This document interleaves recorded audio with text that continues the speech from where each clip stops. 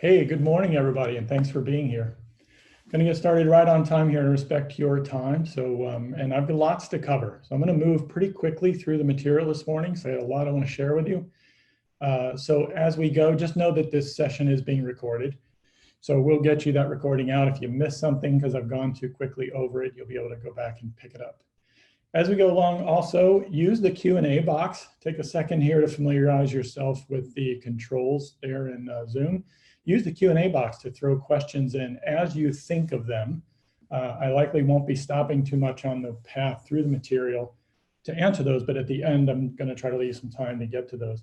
We'll also use the chat box as we're going along. So if you have questions, and I'm going to ask you to respond to a few things as we go, use the chat box to respond into those. So if you can take a minute to find that as well. And then we'll have a quick poll here at the beginning that we'll ask you to take. Just to take the temperature of the room, no pun intended, in the given times that we're in. So, but thanks again for being here. Here's quickly what we're going to do in terms of agenda. 4 main places I want to talk about this morning. Technology, getting your team actually connected. I won't spend a lot of time on this because thankfully in today's world, it's pretty easy to get connected for remote work. And then we'll talk a little bit about empowering your team, setting them up for success so that because working from home isn't just a matter of just picking up and doing exactly the same thing you were doing in the office.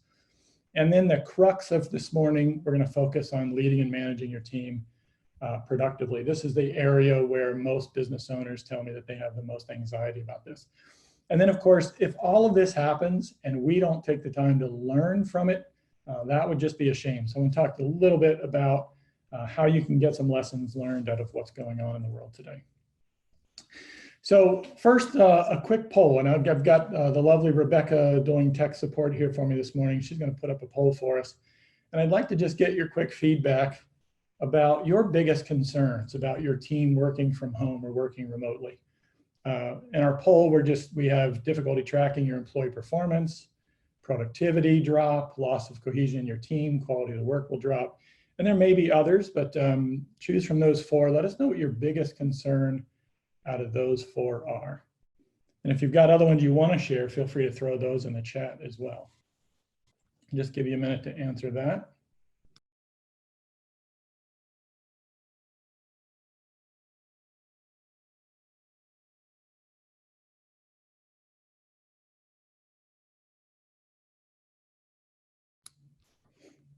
Just give you a couple more seconds to click on that poll. Somebody chat in if you're having any trouble seeing it or responding to it. Oh, a couple can't see the poll. Donnie said confidentiality. Good one, Donnie. Yeah. Rebecca, lots of people saying they don't see the poll. We're going to resend the poll. Sorry, technical. I'm about to tell you how easy Zoom is to use, and we're not seeing the poll. There we go. Take 2. Try that for a poll.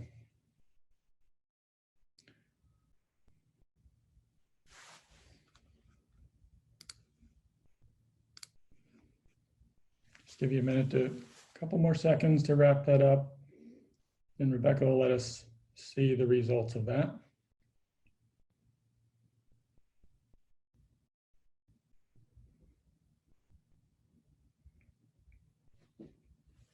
Okay, go ahead, Rebecca. Let's see where that came back.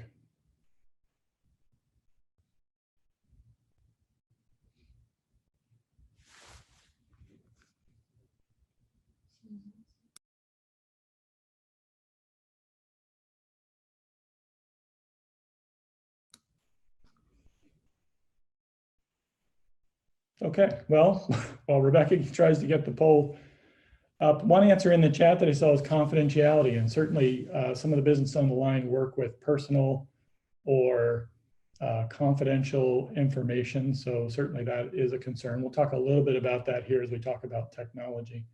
While Rebecca works on getting that poll results up, I'm going to go ahead and move forward with what can be some misconceptions. So I can see the results, you just don't get to.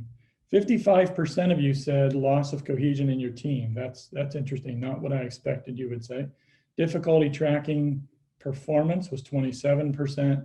9% drop in productivity, and 9% other. So all four of the things that I listed there are obviously things that a lot of people are going to be worried about when it comes to your team moving remotely. And so I want to touch first on some of the misconceptions. And one of the biggest misconceptions about managing a remote team is that it requires an entirely different set of skills. And what I would encourage you to do is to not think about your remote teams fundamentally different than the ones that are actually sitting in your office. They're still people. They're still working in your organization to get stuff done. So treat them as such. And we'll talk more this morning about what that means. And hopefully you'll be picking up that while there are nuances to remote work, there are fundamentals that are no different at all from how you manage your people when they're actually in person with you.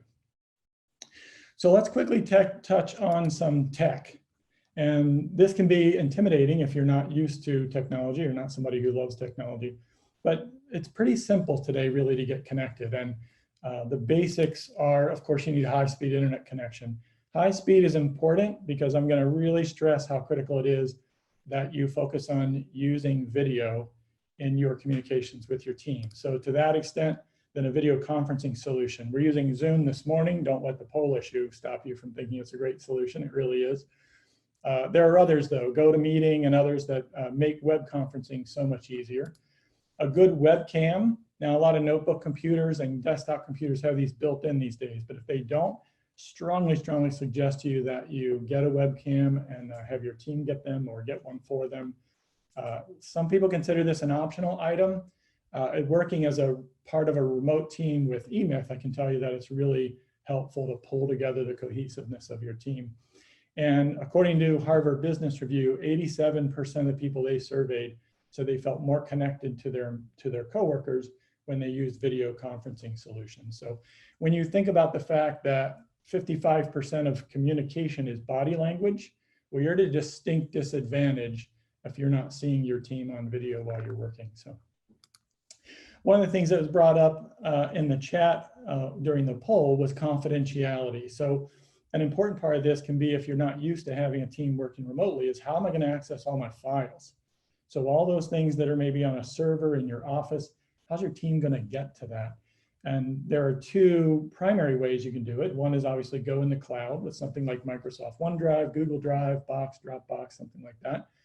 Or you can do a VPN into your office. Now, I'm teetering on the edge of my technological knowledge, and I had a conversation with a good friend and colleague, Brian Rowe, over at Black Bag Computing about VPNs and connecting to offices. And very quickly, Brian went into something that sounded like Latin to me. So if you intend to use a VPN to access your files in your office on a server, I would strongly suggest you get the help of a professional like Brian to get that done. There's no right solution here for your file service. You can do VPN, you can do cloud. And as someone chatted in, some of the important things to think about are access permissions, who can get to what, how can they share them, can they share them, and security. Well, the files that you're accessing, are they going to be secure, and in a way that when you're handling confidential financial information or personal information, are they going to stay safe, and are you going to be feel good about the fact that your client's information is not just out there? One other thing that's actually not technology to think about is, what about all the paper files that come into your office? I know some clients of mine are having an employee go in the office every day, open the mail, scan that information into digital form so that it can then be processed offsite by someone working from home. So think about all the mail and the paperwork that comes in and out of your office. How are you going to get that distributed to the right team members? Getting them digitized is obviously an easy way to get it out, but you've got to facilitate that in some way. Another thing that maybe you're using already, and it'll become more important as you're managing a remote team, is some kind of shared project or task management software. I'm thinking something like Asana or Trello, and there's a litany of these on the market. Asana is one I've used for years, but you can then set up projects and assign tasks and responsibilities to others, track progress along the way, and we'll talk a bit more about that as we go along. Another thing to consider is a decent headset. So a headset can make talking much easier for your team when they're trying to do work and maybe there's stuff going on in the house, and they can stay more focused on what's going on when they're working, maybe at the kitchen table.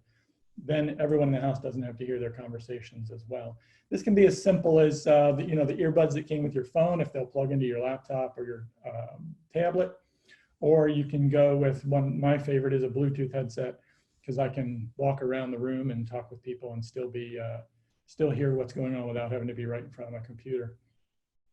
By the way, all of these you're going to get emailed with the recording. We've got a resource list that we're going to send out. Things that I mentioned as we're going through today, I'll have links for you in that resource list that you can check those out. Things like the headset and webcams and that sort of thing. The last thing I'll mention is a communication or messaging app. If you're using something like Slack, perhaps, this is really great. It's a great way for you to be able to keep in touch with one another when you need a quick answer from somebody. I always think of it as that ability to sort of virtually poke your head in someone's office. So if you got that quick question, Slack is a great way to do that. It's better than a text message because it's easy to create channels where your teams can communicate with groups of people all at one time, as opposed to trying to use a text message where it's hard to track those communications. So that's all I'm really going to touch on in technology, but what this is going to do is the technology is going to come up as we go through the other topics this morning, because these are really tools to use in managing and leading your team. This is just the tools that are going to get those people connected for you. So let's do a quick here again as we think about empowering and setting up your team for success. If any of you already work from home or have on some limited basis or are right now forced to do it, you've not done it before, if you could just chat in real quick, what are some of the challenges that you've faced while you've done that? I'm curious what's come up for any of you who have worked from home already.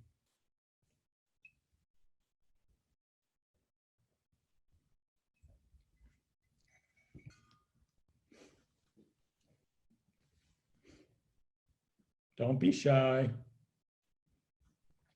I know for me, I now work I had to create a space.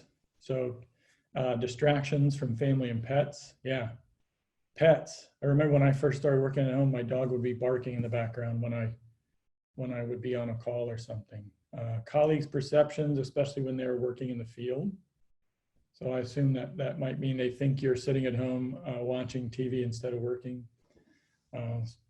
Spouses and toddlers, structure and time management, been a challenge, hard to focus. Asking if they would place and plan their young kids, yeah. Having the same tools at home and at work, yeah, that can be tough. Establishing reasonable productivity expectations, these are all great. And we're gonna touch on almost every single one of these. Sharing not so much with my team, but also how to share information with customers not able to do so in person. Yeah, that's tough. Chuck, I appreciate that. Anybody in the building business where you're limited now with physical contact with clients, that can be difficult. And I've heard some great stories about innovations that are coming about because of that. Consistency and communication. Thank you, Sean, that's a good one.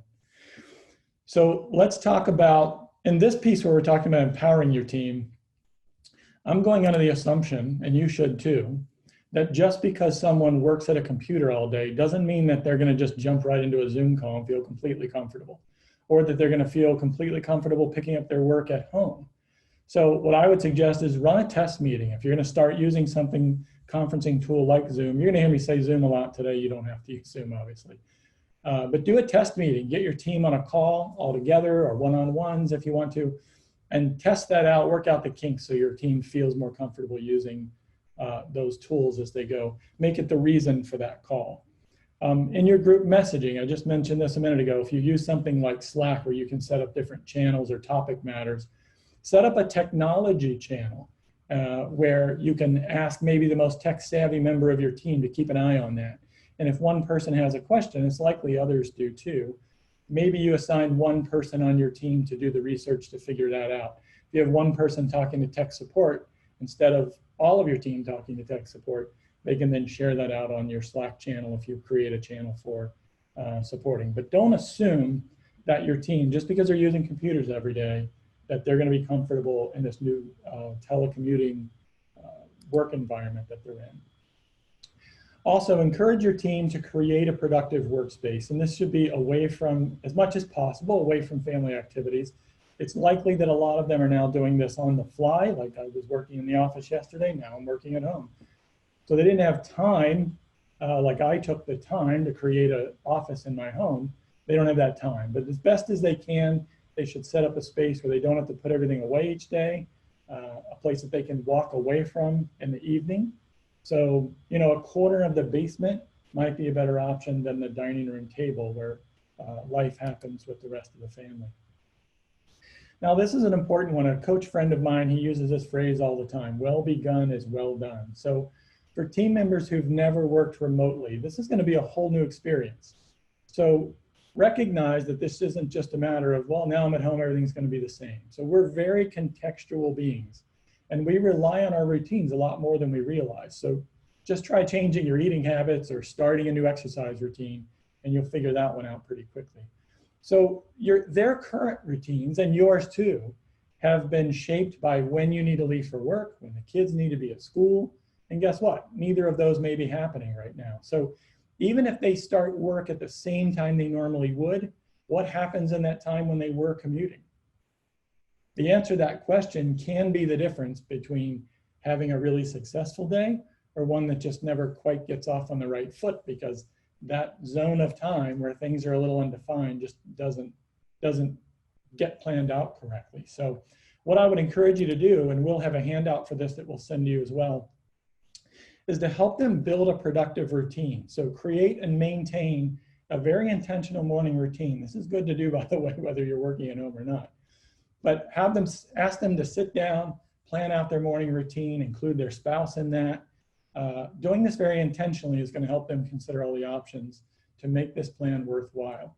And then they have to just use it and tweak it and get better at it, and modify it as they go. This, by the way, as the manager or the leader of this group, this is where you're going to have to maybe start letting go of the tight control that a 9 to 5 brings. Meaning some of your team members right now have kids at home from school because schools are out. They're going to have to contend with that in their mornings. This will be the first time of many times in this presentation that I say, you don't want to manage their time, you want to manage their results. You want to be focused on the fact that they're getting the work done, not focused on the fact that they started work at 8:14 instead of 8 o'clock. So this is a flexible time where, as long as you're managing the right thing, this works out well for both of you.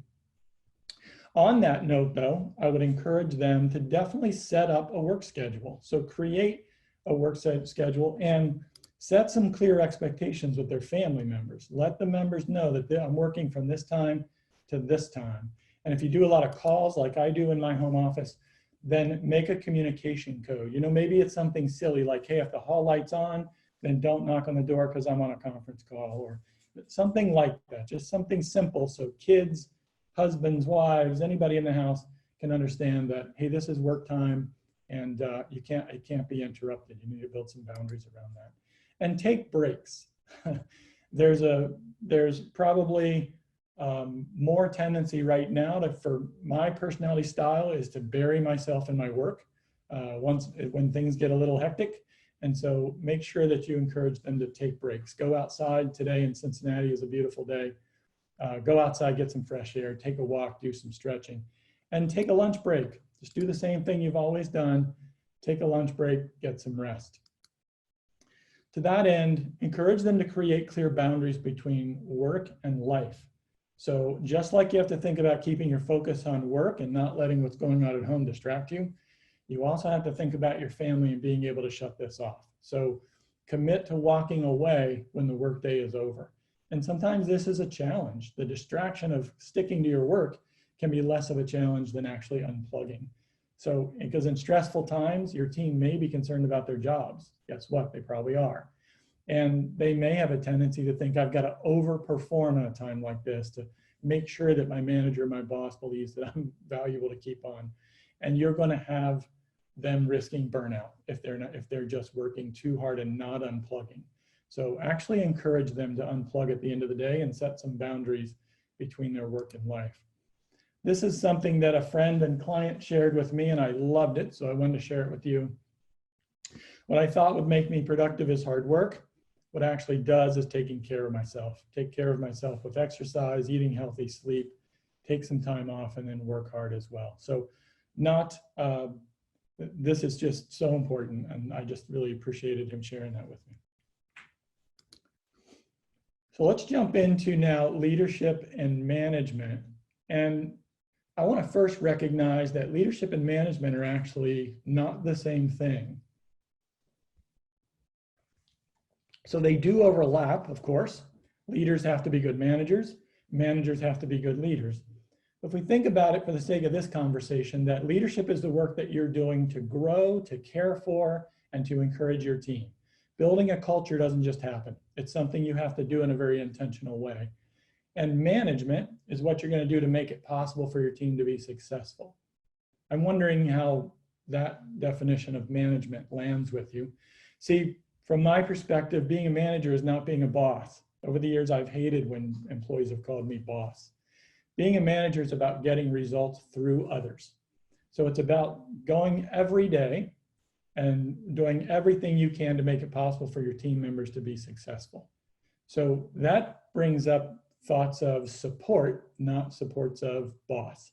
And so that's the way that I would encourage you to look at the work that you do in managing your team. But let's start first by talking about leadership. I want to split the two, and of course we'll see the overlap.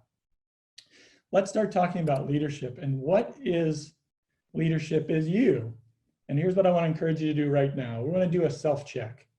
Let's take a minute right now even. Take a deep breath. This is hard for me because I'm moving quickly through this material. But even if you right now can just with me, take a deep breath, hold it for a second, and let it back out.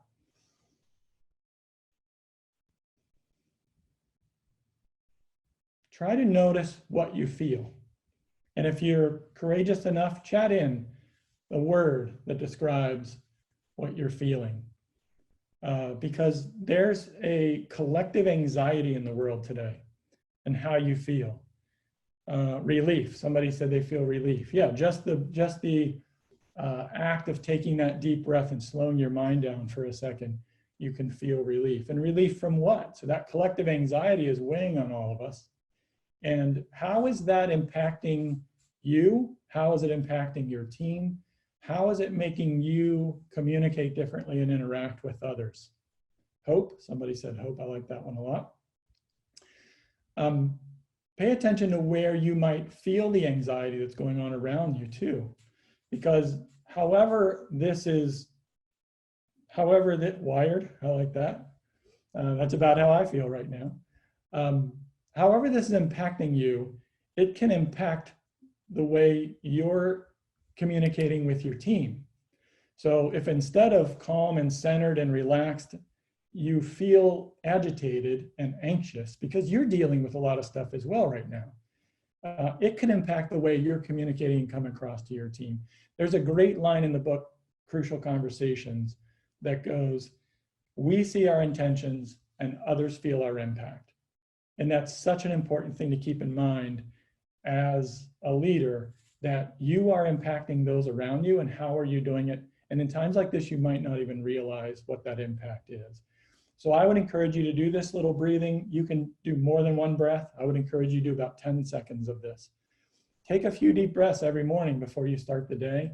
I sometimes do it before I go into a call with someone or into a meeting with someone, so that I can just check how I'm feeling and make sure that I'm not delivering to them an impact that isn't what I really mean for them to get.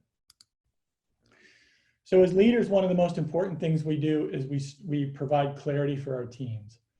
Here's the truth, especially in times like this, no one has all the answers. You don't have all the answers right now. And here's the other dirty little truth, you never did. So now's a great time to start getting a grip on that and getting comfortable leading from a place of knowing that you don't have all the answers. But don't let that keep you from communicating with your team. So keep this adage in mind. I heard this in another webinar that I did, and someone said, more mystery, more scary. Wow, is that a powerful thought? Because if you don't communicate with your team, they are left to come up with stories of their own. And their version is almost always going to be a lot more scary than what you tell them. So work to create a great deal of focus on critical results and outcomes. Get your team rallied around pulling through this together. But if you don't communicate with them, they're left to make up stories on their own.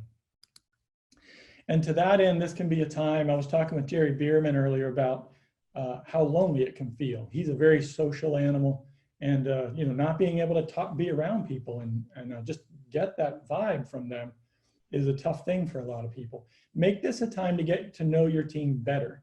Don't let them feel isolated.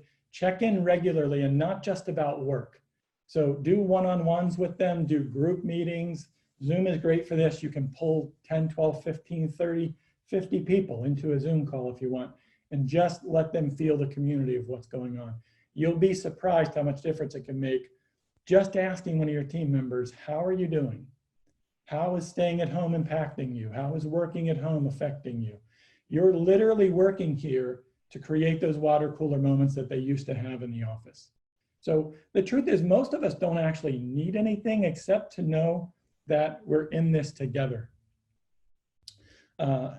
Jerry just chatted in, make sure you don't touch each other's hands like in the picture. So yeah, in these times, you're not going to be able to do that. But remember the stat that I threw out there to you, 87% of people feel more connected through video. So as you're doing these check-ins with people, make them video calls if possible. You can use FaceTime, it doesn't have to be Zoom. Use a FaceTime call on your iPhone instead of just a voice call, but encourage some face-to-face contact. Now we're going to dive more into the management side of this, but again, these overlap a lot. And if you remember that picture I shared in a slide earlier on of the guy sitting in the basement, looks like he's probably fooling around on Facebook rather than doing his work. It's important that you start this with trust. So uncertainty can make you come across, as we were talking a minute ago, in a way you don't intend. And you'll degrade relationships when you project a distrust that your people are actually being productive. And here's the truth, good people, they don't suddenly become lazy slobs because they're working at home. It's just not going to happen. The door of your office doesn't have that kind of power that they're able to come in and boom, they're productive, and when they go home, they're terrible people. It's not going to, it just doesn't happen that way. And if it appears that that's what's going on, you as a manager should see that they need some help adjusting to their new work environment. So remember what I said earlier, you don't want to try to manage the time your team is working. Don't sit around worried that they're working 4 hours or 8 hours. We'll talk more about this in a minute, but you want to manage their results that they're getting, not the number of hours that they're working. So if you see a tail off, see that as a sign that they need your help, not as a sign that your good people have now suddenly become bad people. Don't assume that everyone's comfortable working from home. Ask what their concerns are. Just as I asked you this morning, what's hard for you when you're working at home? Have that conversation with them. So it's possible, because each of their homes is going to be a different environment, it's possible that they're seeing or experiencing something in their environment that you're not seeing or you're not able to see or realize. Next, let's talk about setting clear expectations. And I'm going to bring this up again, but I hope that you're seeing the parallels and similarities to actually managing people in place or on site are very similar to what you're going to see managing them remotely.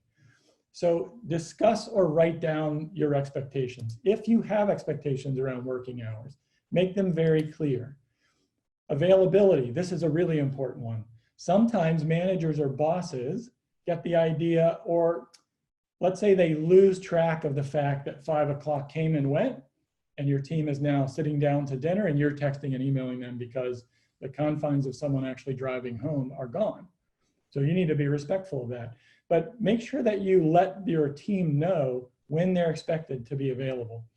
And then also let them know what you expect in terms of response times. So if some people use email as an instant messaging service, for instance, I'm not one of those people. If you email me and expect an immediate response, you might get one if I happen to be looking at my email, but it's not my expectation. So you want to get on the same page.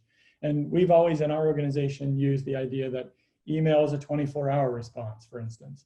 Text is a 2-hour response. I bet a lot of you go 2 hour, holy cow, I want faster response to my text. But if that expectation exists, then you'll eliminate a lot of frustration.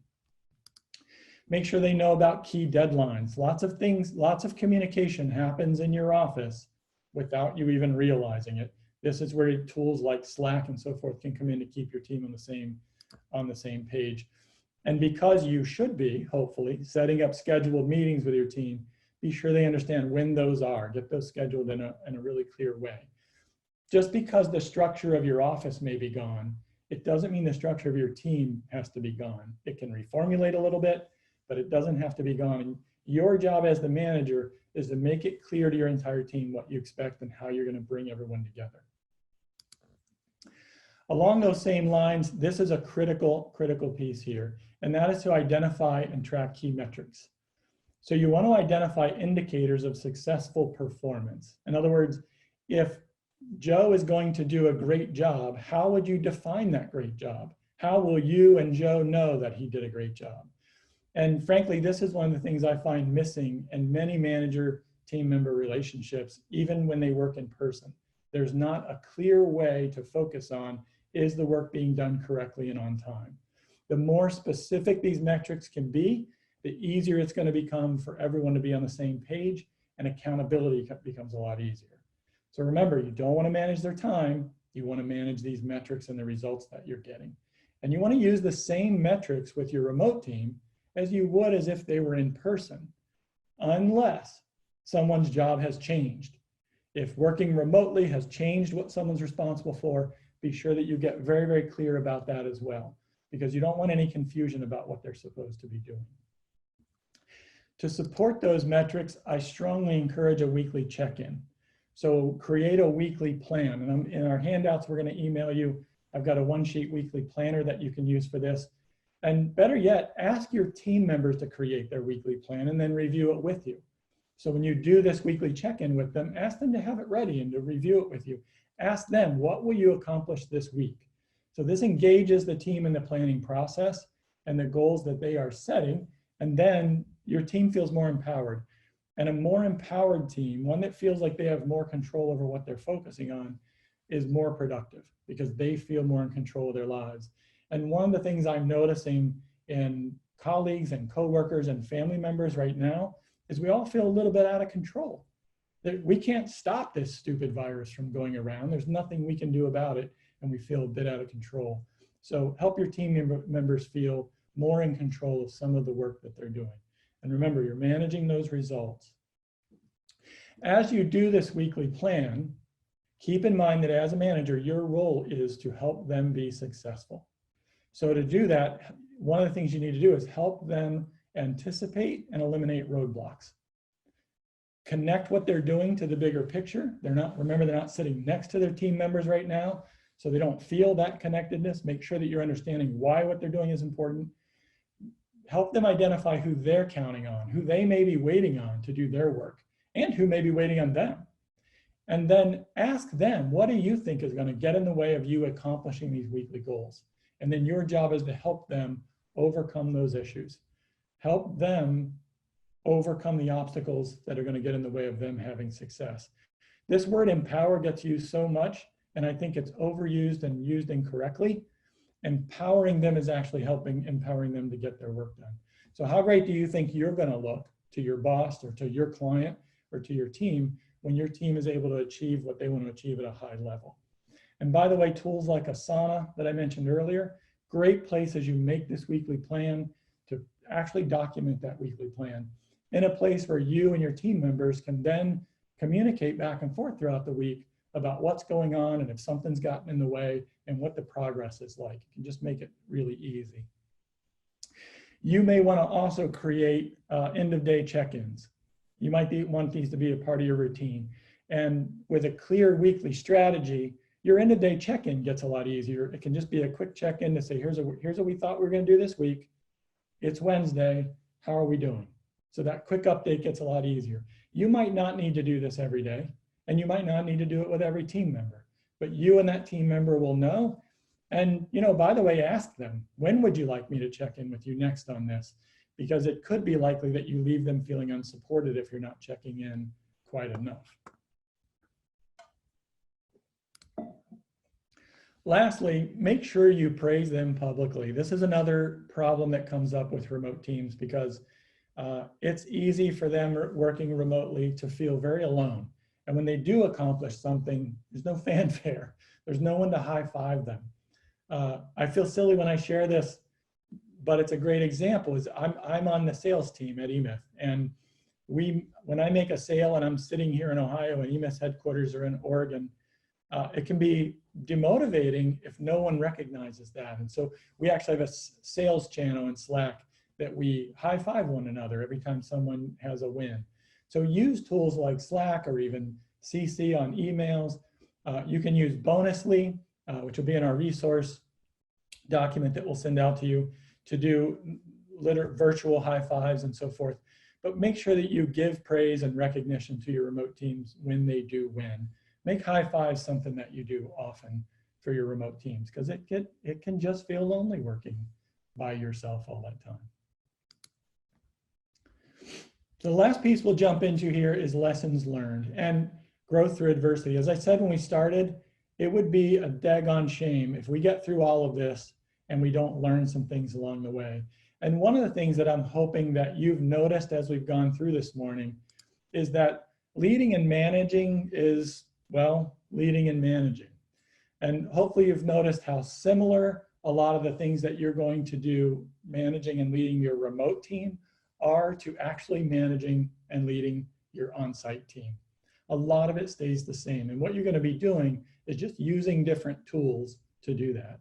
The nuances of communicating, how you communicate, how often you communicate, I would encourage you to think about taking that forward. If you're not currently doing weekly check-ins, but you find that, gosh, when they're remote, it really helped me to do this weekly check-in and get clear about what they're working on. Imagine how powerful that would be if you do it when you have your in-person on-site team and you're actually doing those weekly check-ins and setting expectations while you're face-to-face with them. So I really want you to take away that all of these things that are going to become obviously necessary right now are things that you want to think about taking forward into the future. So what can we learn from this? One of the things that I see in businesses that I work with as a coach and their managers is that when we're physically present with our people, you tend to fill in gaps in your systems or in your people's understandings. Meaning someone pokes their head in your office, you give them an answer. Other person pokes your head in their office, you go and you do something for them. So consciously or unconsciously, you may be stepping in and supporting your people. You think you're supporting your people, and you are, but you're actually filling a gap in a system, or you're filling a gap in the understanding your people have about how to do something that honestly they should be able to do without popping their head in your office. So some of you might say, well, yeah, but some of the gaps we're seeing right now, they're only because of the issue that they have to work at home. That's possible, but be honest, how many of you have gone on vacation and come back to frustration because of incomplete work, because you weren't there to fill that gap? Or worse, and I've heard this one a lot, you just don't go on vacation because you're afraid of what's going to happen if you do go. So now is a great time to start what I call a gap list. This will be in our handouts as well. And a gap list is just a list that you're going to keep of the things that become obvious during times like this that maybe aren't so obvious when you're all together working. You're able to easily fill in for your people. And look, when everything's as hectic as it is right now, you may not have time to actually act on and focus on these things. But when you take the time now to jot down what you're noticing, when this is all over, and it will be over, when this is all over, you'll have a place to go back to and say, now I see what was going on and where maybe I'm filling in gaps. So start a gap list, just keep track of it. Don't feel pressured that you have to actually do something about it right now unless it is actually getting in the way. But start a gap list so you've got something to go back to later. So also I want to encourage you to challenge your thinking on how you've always done things. I bet 3 weeks ago, there's some of you, and there's a lot of people in the world, generally if I said, hey, why don't you let your staff work remotely? They would have said, what are you, crazy? But now you've not had a choice, you have to do it. So use this as an opportunity to challenge the way you've always done things and come up with new ways to do it. Maybe some of you are bursting at the seams in your physical office space, but you were afraid to have your team work remotely. So learning to lead and manage and set up a remote team could be the difference between you staying in the office you have now or spending tens of thousands of dollars to buy, build, or lease more office space as things pick back up. I know right now that might be hard to think about, but if you were in that state before all this happened, there's a good chance you're going to end up in that state again. So you may be thoroughly amazed at what you can achieve with a remote team. And statistically, remote teams that are managed efficiently and managed well are actually more productive than teams that work in an office space. So see this as an opportunity to be prepared to come through the current situation with a strategy for getting stronger as a business, getting stronger as a manager, getting stronger as a leader. And it can be really hard when times are tough, but I love this quote from Zig Ziglar. When obstacles arise, you change your direction to reach your goal. You don't change your decision to get there. So as the leader of your business, stay focused on that vision, that strategic objective that you have for the business, and make sure that you're communicating that to your team. Remember, they want to feel like part of something. They don't want to feel like they're in a silo sitting at their kitchen table working through all of this. So if you have any questions you want to throw in the chat or in the Q&A, we've got a few more minutes. I was committed to get you out of here on time at 9:45. If you want to chat with me directly more, love working with businesses and helping you out with managing and directing your teams, you can go to my website at insightcoaching.com and schedule a free session with me. And otherwise, if anyone has any questions, throw those in the chat, or you can raise your hand. Rebecca can unmute you and let you chat. Brian's contact info. Yeah, I'll put Brian's contact info. What's not in the document now, but we'll add it before we send it out to you. Brian Rowe, I assume, is who Jerry is talking about. Brian's a great guy, Black Bag Computing. Just does a wonderful job. I've worked with him for years.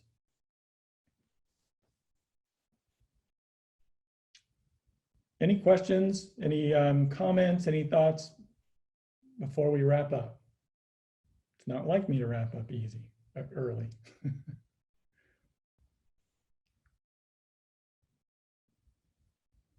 You're welcome, Mike. Thanks for joining. I know we covered a lot of stuff here. If anyone wants to chat more about some of those things, like I said, I'll have in the resource document some of the stuff that I mentioned. I went through a lot of stuff quickly this morning. I realized that. I wanted to really pack a lot of info into what we have. We could take each one of these, each one of these topics that we touched on, and we could expand that into a full webinar in and of itself and a full conversation. Sean says, what doesn't need to be in a virtual meeting? Sean, not sure what you mean by that. If you'd like, I can unmute you and you can tell us more about that.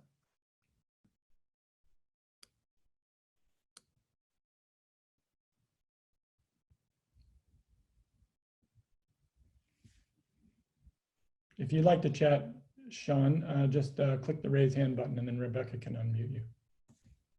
Oh, no, okay, she'll get you there. Can you unmute Sean, Rebecca? Am I unmuted? There you are, now you're good. All righty. Well, I was just wondering, in a regular meeting, there's formats and agendas and things that you definitely want to have as far as going through a virtual meeting. Are the things that you feel like that shouldn't take place in a virtual meeting versus an in-person meeting when, meeting with staff or with clients or centers of influence? So I would say no, that hasn't been my experience. I do a lot of virtual meetings. I think one of the, I have kind of a rule in my head that is no agenda, no meeting. So we need to have an agenda for every meeting. Otherwise you're just probably wasting people's time. But I would say no, I don't think there's anything that doesn't come into a virtual meeting that wouldn't be in an in-person meeting. I would stick to if you have scheduled agendas for your meetings now, when you do them in person, I would just stick right to those, doing them virtually. You're gonna potentially run into some hiccups virtually, just like we did with our poll today. Technology is not perfect, but as you use it more and more, you'll get better and better at it. Yeah, absolutely agree with the agenda. Yeah, if you don't have an agenda, things tend to kind of wander off, and that's then it's just not productive. And everyone hates an unfocused meeting. Yeah. Anybody else? Thanks for that, Sean. That's a good question.